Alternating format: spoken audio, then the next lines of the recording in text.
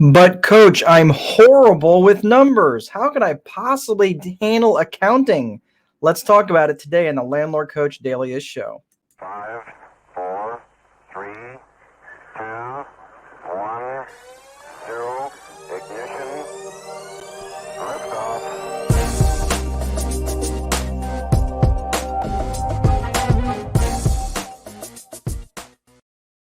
Hey everyone, welcome to the show today. My name is Mark Dolfini, Landlord Coach and host of the Landlord Coach Daily Show and Landlord Coach. Good to see you all. I took a little bit of a hiatus yesterday. I'm trying to get a project done that has been taking a lot of my time. So I've been working hard at that. So today's gonna be the last show of the week. I'm going to be off to St. Louis tomorrow and be meeting with a mastermind group that I'm a part of there. And then I will be I'll be heading back. So you won't see me till next week. So you'll be getting a break from me. So if you're joining me today, let me know where you're at. And I'm watching for you. I'm watching for my family out there in Vegas because I always seem to miss them. So I'm going to say hello in advance, just in case. I always seem to be missing my brethren out there in Vegas in the land of milk and honey. Anyway, today we're talking about how I hear it all the time. I hear this from my coaching students. I hear from it from people who are who have the course that I have, Become a VIP in the Rental Business. They have that course. They're like, man, I'm terrible with numbers. I don't really consider the fact that I have a business. I could make an argument that I think a pretty sound argument that there's no getting around the basic math numbers. I was talking to my bride today at lunch. Of course, we have lunch every day, as often as we can, but we try to do it every single weekday. And we were talking about our youngest, and he's struggling with math a little bit. And he used to be really good with math. I think he's just getting a little lazy, honestly.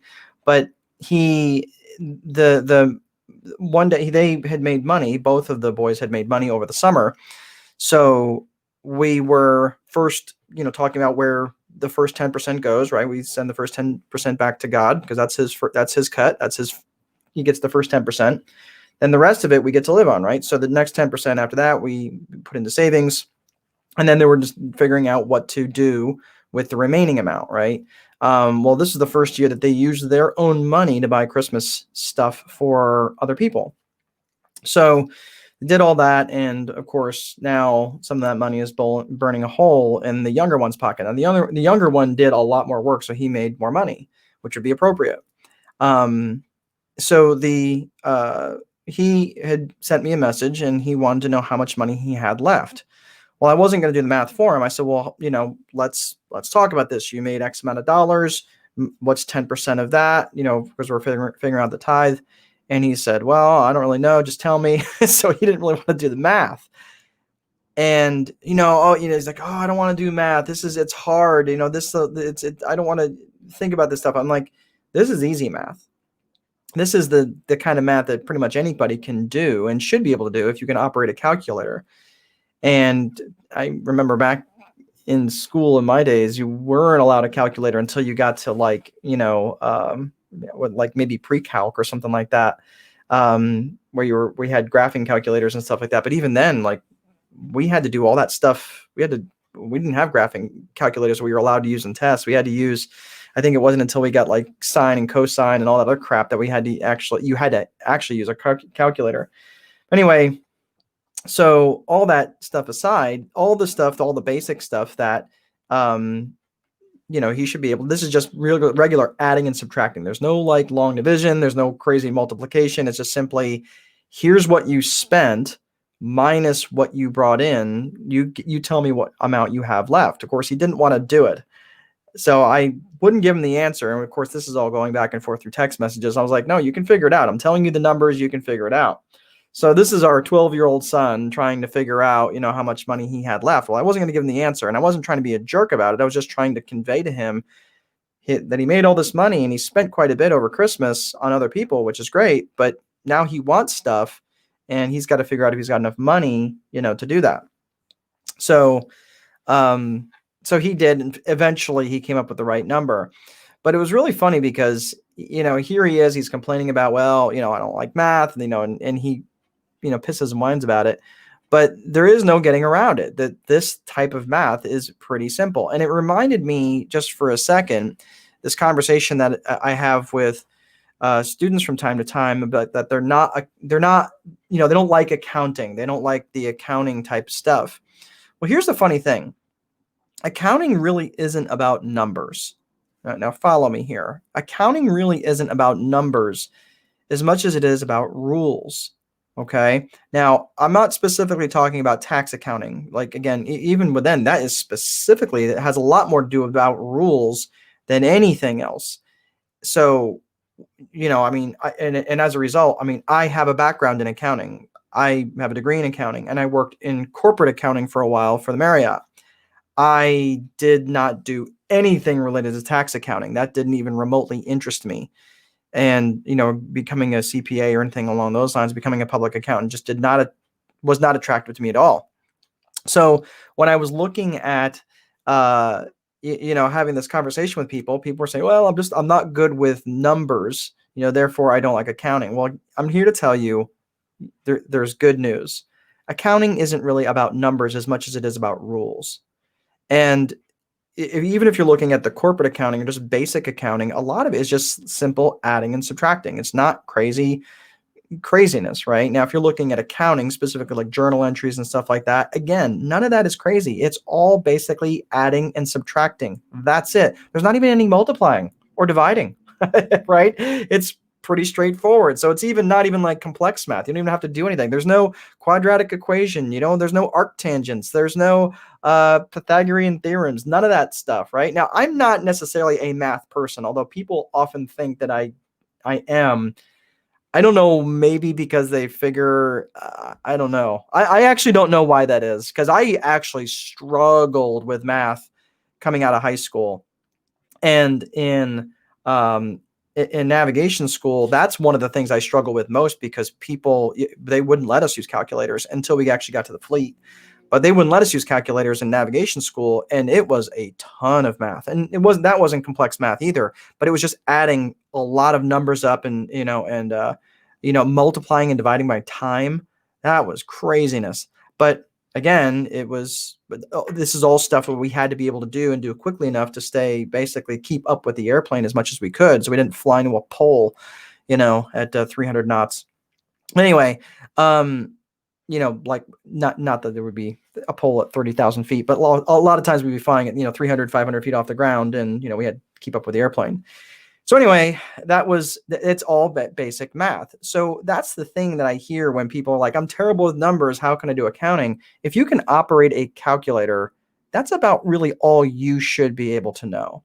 And I would also make the argument that when it does come down to the rules and the tax rules and all that stuff, that is when you need to have and start formulating your team. Start bringing on A players in your team, because you just can't. That's not what you should be doing. That's not the highest and best use of your time unless you are a CPA. Then you've got other skill sets that you can hand off to other people. But you shouldn't be doing all that stuff. That's stuff that you should definitely be handing off and turning over to other people. Because quite frankly, there's just too much to know. Basic bookkeeping stuff, I would also argue that for the amount of people, for people that do focus on that stuff, like I have a virtual assistant right now that handles all my bookkeeping for several different businesses that I have. Now, the one VA handles for Landlord Coach, for example, and I have another one that handles for the management, for the property management business, and so forth.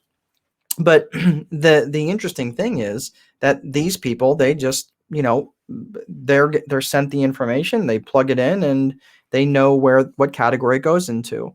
It's not the highest and best use of my time.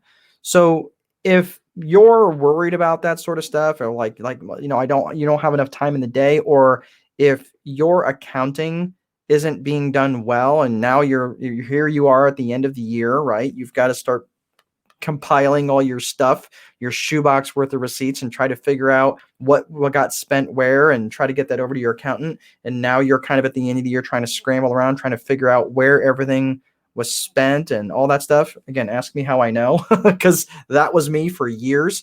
That's super stressful. And that just tells me that you went the entire year or a good portion of 2020 not knowing if you were even making money, or if you were making money, how much. Were you gaining on it, or were you just treading water, or worse, were you losing money and you didn't even realize it? So the final quote here, I'm actually going to skip to this because it's so relevant to this conversation. I heard this quote, and it's actually something I put in the Time Wealthy Investor 2.0 because it was so relevant, was, if you don't have accounting, you don't have a business. That was a quote that I heard from Marcus Lemonis, if you remember the show The Prophet. He said that at least a couple of times. If you don't have accounting, you don't have a business. You have to know your numbers. You have to know what your numbers at any given time. And I've made that comment on the last show. I don't care if you're, what it is you're doing. If you're in the real estate business, or, you're selling bottles of Monavie out of the trunk of your car, you're selling candles, or you're, some lotion or potion, whatever it is, you have to know your numbers, because your activities, the accounting numbers are just really the historical representation of what happened, right? So if you don't know, even if you're making money, then how do you know which activities are the best activities for you to do? If you've got, let's say for argument's sake that you are selling, candles out of the trunk of your car, and someone's buying more candles on a specific date, you could say, well, what did I do on that specific date? Oh, I went to that certain location, or whatever it was. You can replicate that. You want to replicate your successes rather than try to prop up your failures.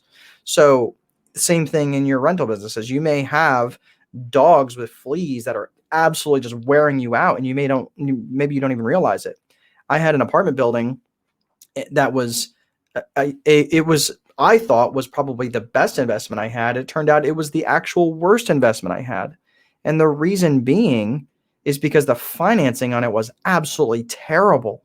I had terrible financing on this thing, and it was crushing me. It was also partly related to a workout agreement that I had to keep the building back in 2008, 2009. So it was really, it wasn't always terrible, but it became terrible when I got into this workout agreement. And I was able to salvage it, but I was able to sell it later on, and made a little bit of money. But it was awful. And if I hadn't realized that, I mean, something like that could easily put you out of business. You just got to be careful. That's why you have to know your numbers.